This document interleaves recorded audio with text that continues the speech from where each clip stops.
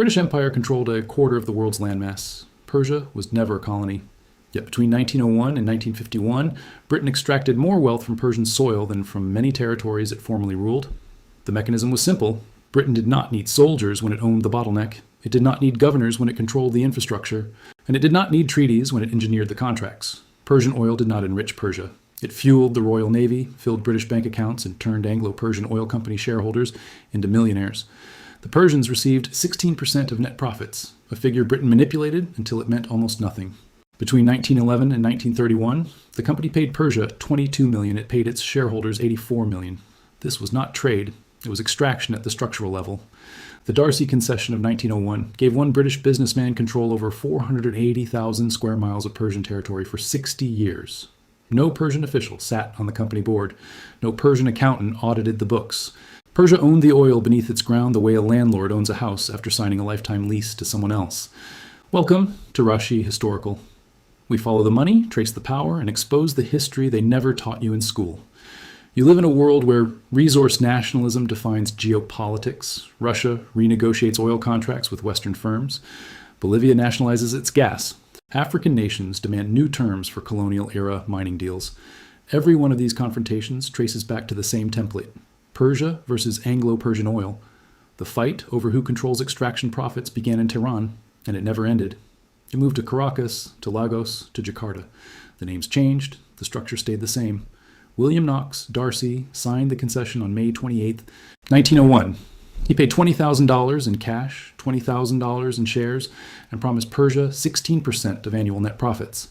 In exchange, he received exclusive rights to find, extract, refine, and sell petroleum across nearly 5/6 of Persian territory for 6 decades. The document ran 17 pages. Persia had no legal advisors present.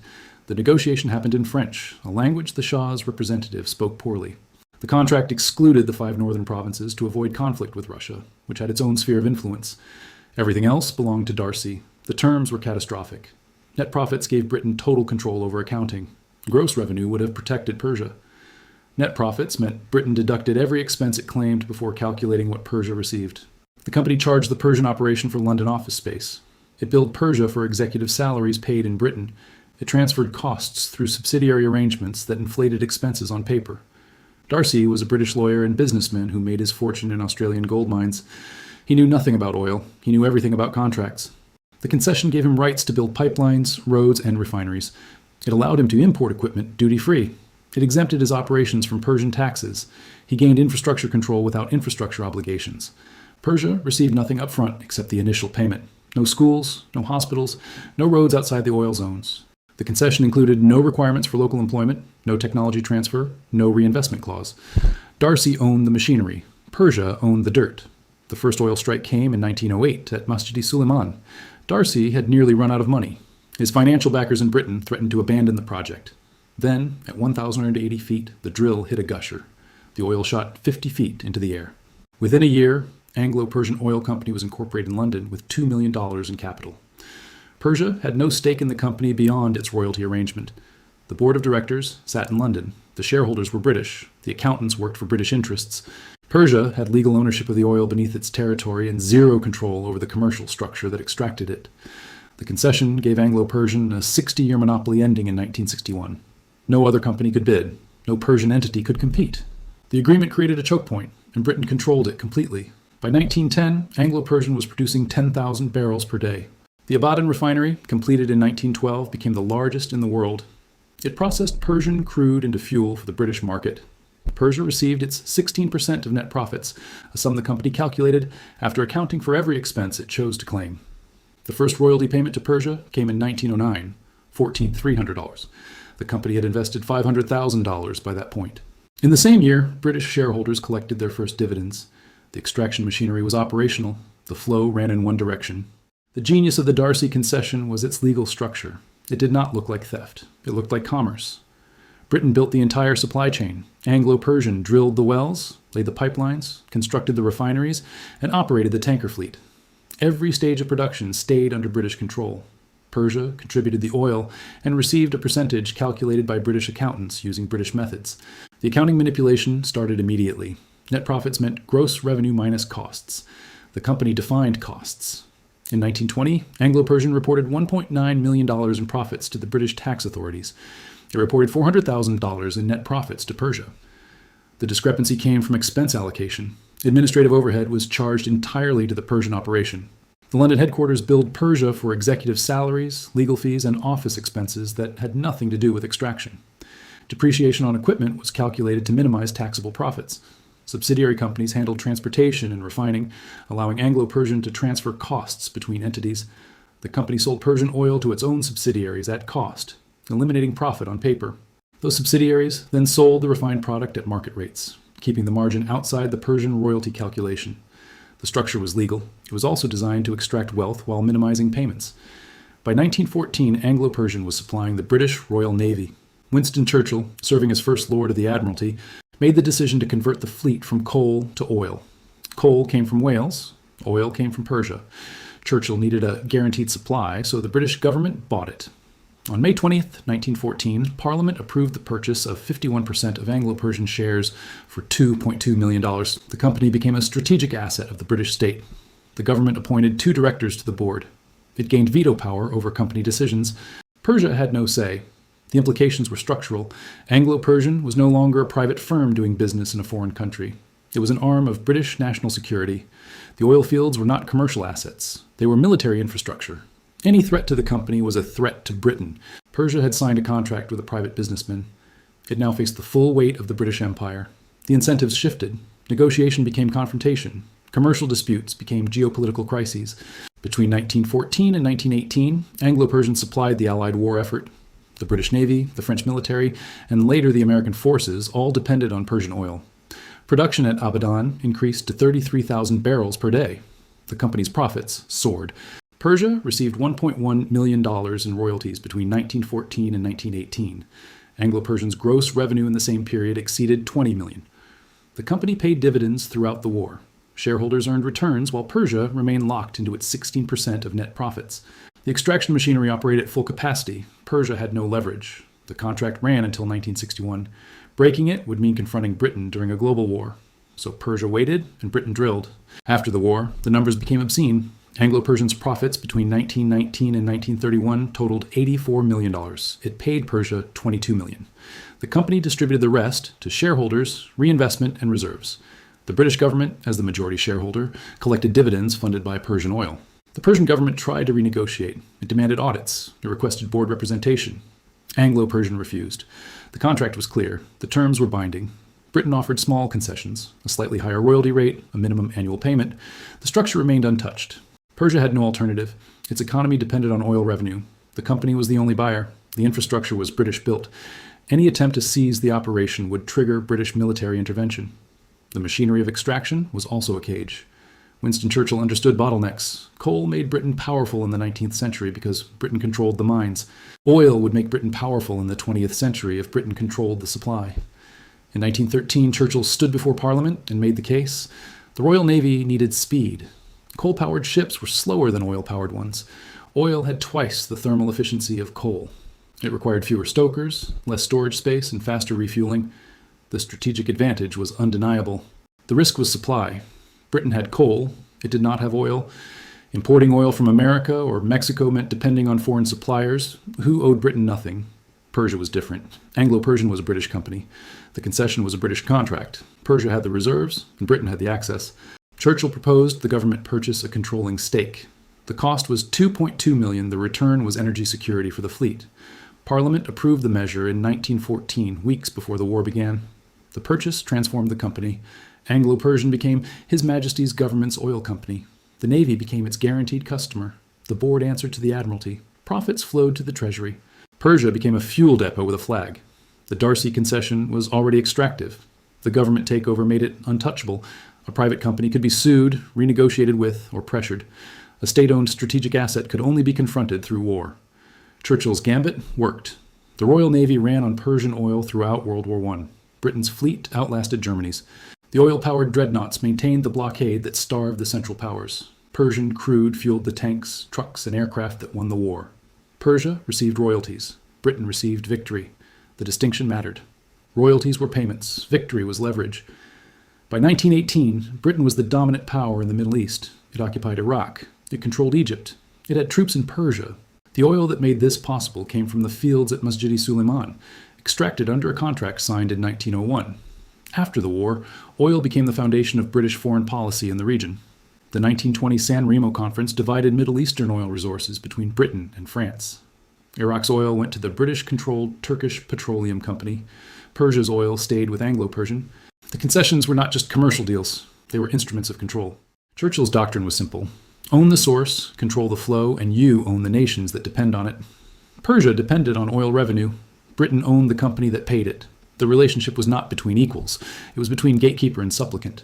The British government collected dividends from Anglo-Persian, while Persia collected royalties calculated by the same company. The profits went to London. The oil came from Persian soil. The structure was extraction disguised as partnership. By 1930, Anglo-Persian was one of the largest companies in the world. Its market value exceeded $100 million. The British government's 51% stake was worth more than the entire national budget of Persia.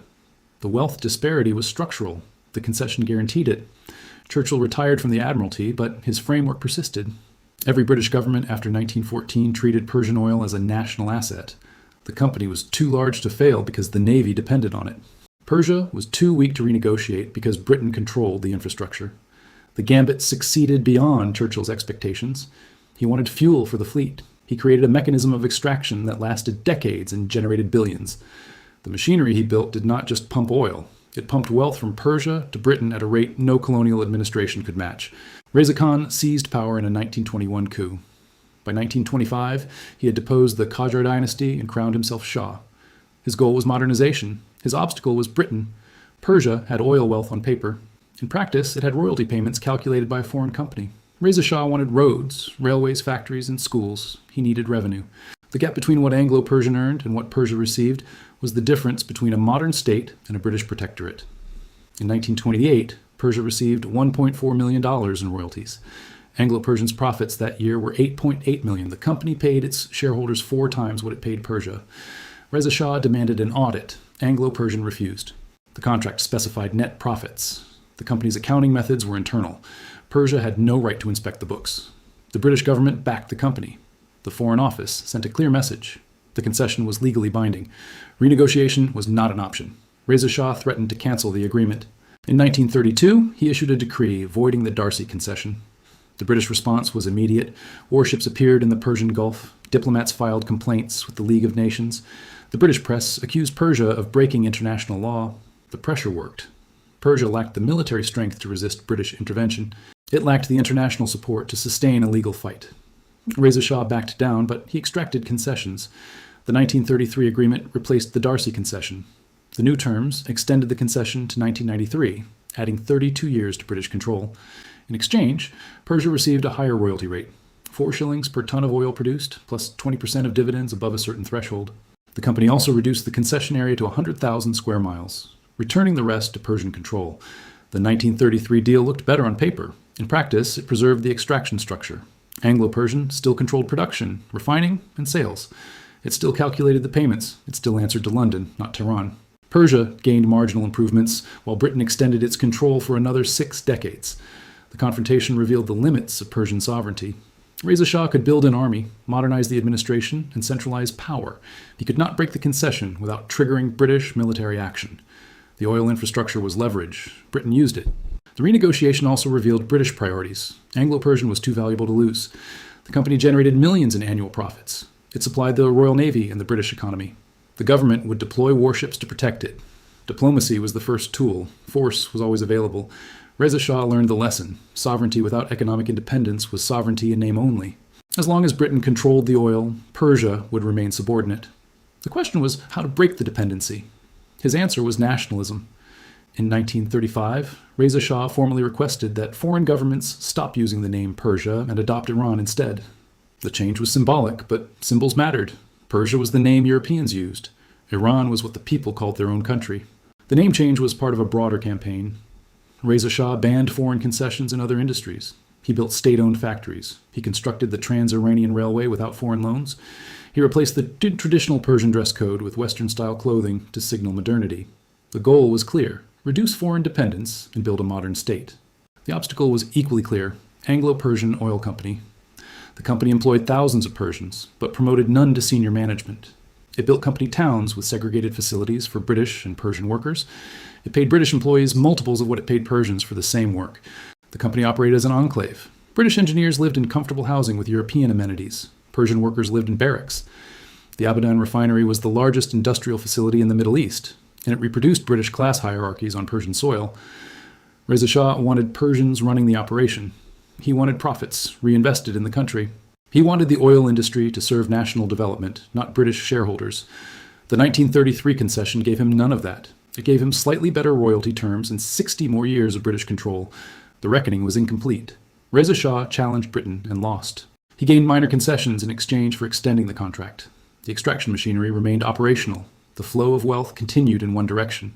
The name change from Persia to Iran was not a rebranding. It was a declaration. The West had called the country Persia for centuries. The people called it Iran. By demanding the world use the name Iranians used, Reza Shah asserted control over the country's identity. The timing was deliberate. The 1933 oil concession had forced Reza Shah into a humiliating compromise. He canceled the D'Arcy Agreement and then had to sign an even longer one under British pressure. The name change was a way to reclaim agency. If he could not control the oil, he would control the narrative. The request went out in 1935. The Foreign Ministry sent formal letters to foreign governments asking them to use Iran in all official communications. Most complied. The change became official on March 21, 1935, the Persian New Year. Western media treated it as trivial. The Times of London ran a brief note. The American press barely covered it. To them, it was a cosmetic change. To Reza Shah, it was the beginning of a larger project, the construction of an Iranian national identity separate from European definitions. The oil conflict fueled the nationalism. Every royalty payment that fell short of expectations was evidence of foreign exploitation. Every British refusal to open the books was proof of dishonesty. Anglo-Persian became the symbol of everything wrong with the old order. Reza Shah used the oil grievance to justify centralization. He argued that a strong state was necessary to negotiate with foreign powers. He built a modern army to protect the country's interests. He expanded the bureaucracy to manage the economy. The oil revenue funded it all, even as the revenue itself remained a source of frustration. The nationalism was not just rhetoric. Reza Shah implemented policies designed to reduce foreign influence. He renegotiated trade agreements. He limited foreign ownership in key industries. He required foreign companies to hire Iranian staff in senior roles. Anglo-Persian resisted, citing the concession terms that exempted it from such requirements. The company became a state within a state. It had its own police force. It operated its own courts for disputes involving employees. It controlled the ports, the pipelines, and the infrastructure. Iranian sovereignty ended at the gates of the Abadan refinery. The contradiction was stark. Iran was an independent country. Anglo-Persian was a foreign company. Yet the company had more control over Iranian oil than the Iranian government. The concession created a legal framework that turned sovereignty into fiction. Reza Shah tried to build around it. He invested oil royalties in infrastructure projects. The Trans-Iranian Railway connected the Caspian Sea to the Persian Gulf. New roads linked cities. State factories produced textiles, sugar, and cement. The modernization was real, but it was also limited by revenue. The gap between what Iran needed and what it received from oil was the difference between transformation and incremental progress. Anglo-Persian paid Iran enough to keep the government stable. It did not pay enough to make Iran independent. The birth of Iran as a modern nation-state happened in parallel with the consolidation of British oil control. The 1933 concession locked Iran into another 60 years of dependency. The name change signaled resistance. The two trends coexisted, creating the tension that would eventually explode. By 1935, Iranian nationalism was a political force. It had a clear target, foreign control of oil. It had a clear goal, full sovereignty over natural resources. Reza Shah gave it institutional backing. The groundwork was laid for the confrontation that would come in 1951. The birth of Iran was not a celebration. It was a warning. The country would no longer accept the old terms. It would demand control over its own resources. Britain ignored the warning. The machinery of extraction was too profitable to dismantle. The collision was inevitable.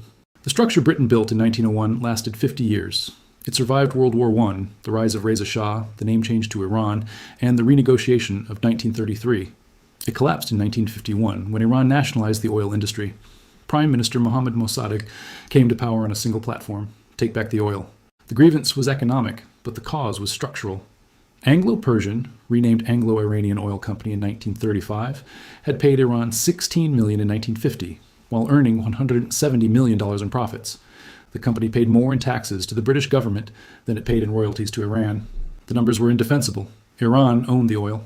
Britain took the profits. The concession made it legal. Mossadegh made it irrelevant. On May 1st, 1951, the Iranian parliament voted to nationalize the oil industry. The D'Arcy Concession and the 1933 agreement were voided. Anglo-Iranian was ordered to leave. Britain responded with an embargo. It blocked Iranian oil sales. It froze Iranian assets. It took the case to the International Court of Justice. When diplomacy failed, it turned to covert action. In 1953, British intelligence and the CIA orchestrated a coup that removed Mossadegh and restored the Shah to power. The coup worked, but the concession model was dead. The new arrangement created a consortium of international oil companies that replaced Anglo-Iranian's monopoly. Iran received 50% of profits, a dramatic increase from the old terms. The nationalization was reversed, but the principle was established. Resource-owning countries would demand better terms, and eventually they would take control. The legacy of the D'Arcy Concession is visible in every resource nationalism movement since. The playbook is the same. A developing country signs a concession with unfavorable terms. A foreign company extracts wealth. Nationalist leaders demand renegotiation. The foreign power resists. Eventually, the country nationalizes the resource or renegotiates from a stronger position. Russia followed this script in the 2000s. Putin renegotiated the Sakhalin oil deals with Shell and ExxonMobil. The companies had signed agreements in the 1990s when Russia was weak. When oil prices rose and Russia strengthened, Putin demanded new terms. The companies had no choice. They accepted minority stakes in projects they once controlled. Bolivia nationalized its gas industry in 2006 under Evo Morales. The justification was identical to Iran's. Foreign companies were extracting wealth while Bolivians remained poor. The gas fields were nationalized. Foreign companies were allowed to stay as contractors, not owners. Venezuela followed the same path under Hugo Chavez. He renegotiated contracts with foreign oil companies, increasing state control and reducing foreign profit shares. The companies complained. They stayed because the reserves were too large to abandon. African nations have used the Iranian precedent to demand better terms for mining contracts signed during the colonial era. The Democratic Republic of Congo, Zambia, and Guinea have all reviewed and renegotiated deals. The argument is always the same. The original contracts were exploitative, and sovereignty means control over resources. The Anglo-Persian model created the template. A concession grants long-term rights to a foreign company in exchange for royalties. The foreign company controls the infrastructure, the technology, and the accounting. The host country receives payments, but has no operational control. When the country grows stronger, it demands better terms. The foreign company resists. The confrontation becomes political. Saudi Arabia followed a different path, but reached the same destination. The Kessock Concession granted American companies oil rights in 1933 under terms similar to the D'Arcy Concession. Over decades, Saudi Arabia renegotiated, first increasing its royalty share, then taking a stake in the company, and finally nationalizing it fully in 1980. The process took 47 years, but the result was full state control. The Iranian case was faster and more violent. Mossadegh nationalized in one stroke. The coup reversed it temporarily, but the principle survived. By the 1970s, Iran had full control of its oil industry. The revolution of 1979 cemented it. Today, the National Iranian Oil Company is entirely state-owned. No foreign company has a concession. The D'Arcy model is gone. The lesson is structural. Concessions work when the host country is weak. When the country strengthens, the concession becomes a target. Nationalism grows around the resource grievance. Leaders who promise to take back control gain popular support. The foreign company and its home government can delay the reckoning, but they cannot prevent it. Britain extracted billions from Iran. It paid a fraction in return. The wealth gap created the nationalist movement that eventually took it all back. The machinery of extraction was efficient. It was also unsustainable. It worked for 50 years because Britain had the leverage. When Iran built its own leverage, the structure collapsed. You see the same dynamic today. Chinese companies operate mines in Africa and Latin America under long-term contracts. The terms favor China. Local populations see the wealth leaving. Nationalist politicians campaign on resource sovereignty. The contracts will eventually face renegotiation or nationalization. The timeline is different. The pattern is identical. The D'Arcy Concession was not unique. It was the prototype. Britain built a legal structure that maximized extraction while minimizing obligations. It worked because Persia lacked alternatives. When Iran developed the capacity to resist, the structure failed. The legacy is not just political, it is economic. Every resource nationalism movement is a response to the same incentive structure. Foreign companies want long-term access and maximum profit. Host countries want immediate revenue and eventual control. The concession model gives the company leverage up front and the country leverage later. The renegotiation is built into the system. The only question is timing. Britain thought the D'Arcy Concession would last until 1961. It lasted until 1951. The 1933 extension was supposed to run until 1993. It did not survive the 1950s. Iran's oil belongs to Iran today. It took 50 years and a revolution to get there. The fight that started in 1901 shaped the Middle East, defined the limits of imperialism, and created the template for resource politics in the post-colonial world. Britain built the extraction machinery. Iran dismantled it. The wealth that flowed to London for half a century stopped. The model that Britain used in Persia became the model every resource-rich nation studied, then rejected. The D'Arcy Concession made fortunes. It also made enemies. The enemies won.